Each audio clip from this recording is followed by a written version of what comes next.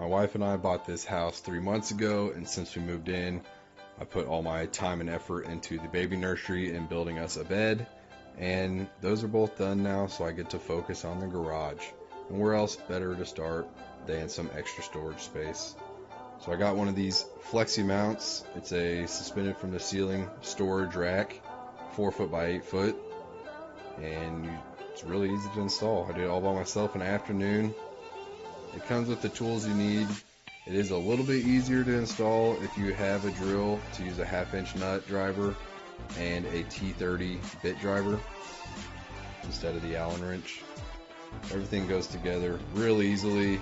The corners right there have little slots that holds it for you while you screw everything in place, which is awesome. So it all went together really nicely. It looks sharp and it's super strong and durable. Highly recommended.